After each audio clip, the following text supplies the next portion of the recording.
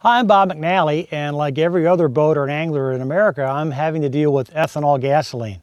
To date, we've only had to deal with E10 gasoline, which means it has 10% of ethanol or 10% alcohol, which is a derivative of corn.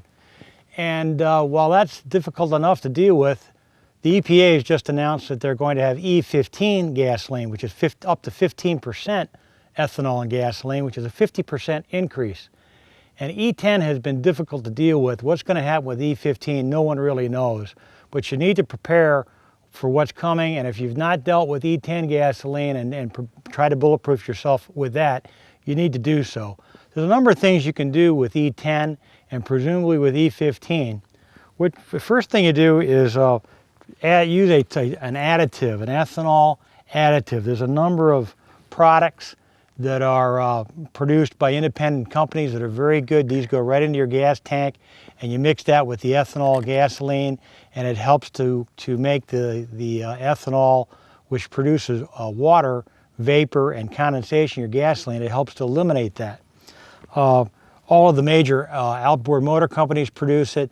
An ethanol enhancement, Mercury, Evinrude, they all produce some sort of an ethanol additive.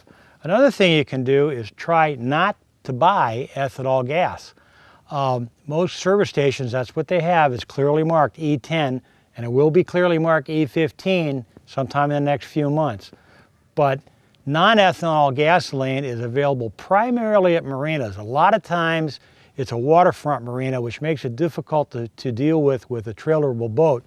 So I bring tanks to the marina and fill up standard 5-gallon tanks, and then take it to my boat and pour it in. Another thing you can do is to have a fuel water separator installed in your fuel line, which will keep water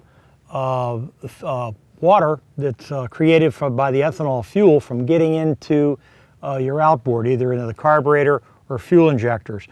This also would help eliminate the problems that ethanol has as a solvent. It dissolves your gaskets, hoses. It creates a lot of debris that can end up fouling fuel injectors and carburetors and cause all kinds of problems in your outboard.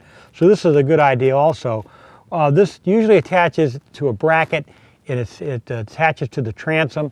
The fuel line out of your tank goes into this system, and it goes through the filter and it goes up into the outboard. And then you just replace this screw-off canister about once every 50 to 100 hours, and that helps eliminate some of the problems from ethanol-based fuels.